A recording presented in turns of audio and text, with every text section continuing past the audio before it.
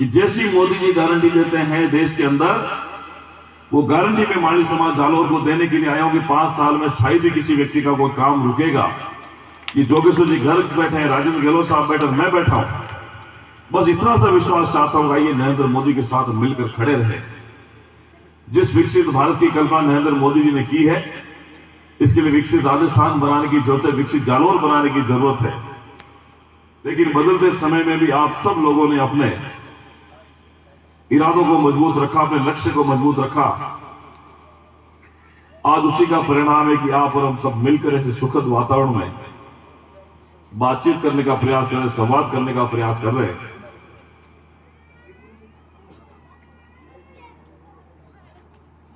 जालोर में पहले भी मैं कई बार आया, ग्रेनेड बहुत होता है यहाँ, कभी ग्रेनेड खरीदने के लिए, कभी सुंदा माता के दर्शन करने के लिए भीलवाल की तरफ भी मैं आया।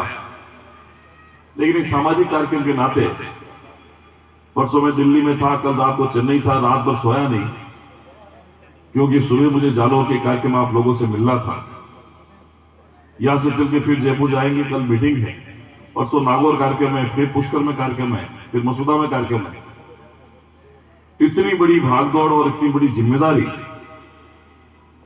मिलने के बाद भी मुझे ताकत तब आती है जब आप जैसे लोग बैठे रहते इस कार्यक्रम के अंदर, और समाज जब साथ में खड़ा होता है तब वो थकान दूर हो जाती है, नई ऊर्जा मिलती है। और मैं तो आप लोगों से इतना निवेदन करता हूं कि जैसी मोदी जी गारंटी देते हैं देश के अंदर, वो गारंटी में माली समाज जालोर को देने के लिए आया हूं कि 5 साल में शायद ही किसी व्यक्ति का कोई काम रुकेगा। ये जोगेश्वर जी घर बैठे हैं, राजेंद्र गहलोत साहब बैठे, मैं बैठा हूं, बस इतना सा विश्वास चाहता हूं कि ये नरेंद्र मोदी के साथ मिलकर खड़े रहे। जिस विकसित भारत की कल्पना नरेंद्र मोदी जी ने की है, इसके लिए विकसित राजस्थान बनाने की जरूरत है, विकसित जालोर बनाने की जरूरत है। तो मैं आप लोगों से भी निवेदन करता हूं, आइए जाति, पंथ, धर्म, मजहब से ऊपर उठकर, व्यक्तिवाद से ऊपर उठकर, परिवारवाद से ऊपर उठकर हम सब लोग उस देश के लिए काम करें, उस देश को आगे बढ़ाने का काम करें। जो गौरव पिछले 10 साल में भारत का मिला है, उस गौरव को और ऊपर उठाने की जिम्मेदारी हमारे कंधों पर। और मुझे गर्व इस बात का होता है कि जिस संख्या में हम लोग हैं, उस संख्या में अगर हम लोगों ने प्रयास करना शुरू किया तो समाज तो आगे बढ़ेगा ही बढ़ेगा, पर इस प्रदेश को आगे बढ़ने से कोई नहीं रोक सकता है।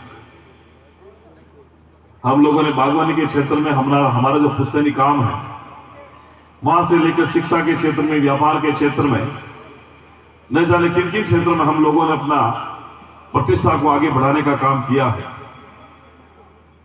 इसलिए मैं सोचता हूं कि समाज एक बहुत बड़ी ताकत है।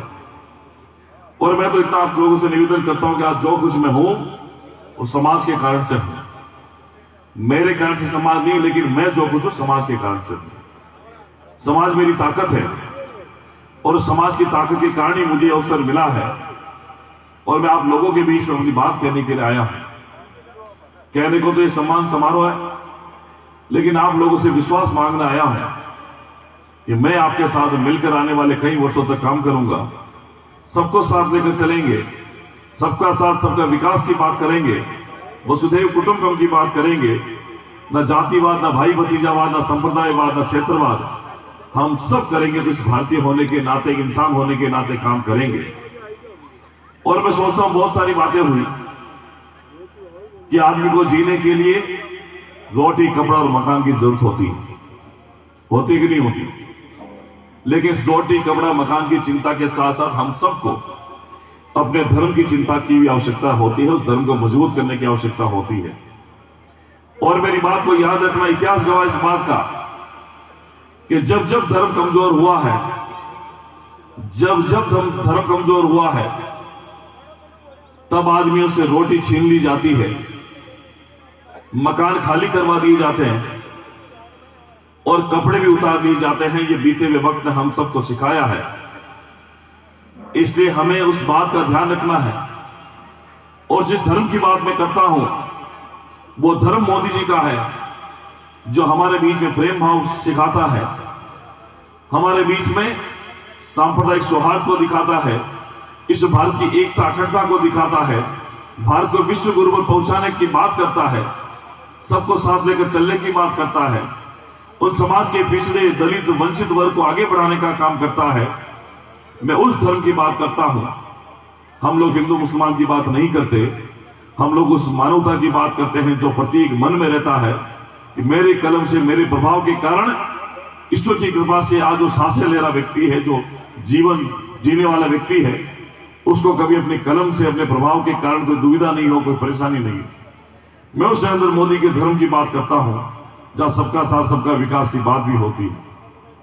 इसलिए प्यारे बंधुओं, मैं तो इतना ही आप सब लोगों से निवेदन करता हूं कि हमें बड़ी जिम्मेदारी मिली है और बड़ा समाज होने के नाते हमारी भी बड़ी जिम्मेदारी है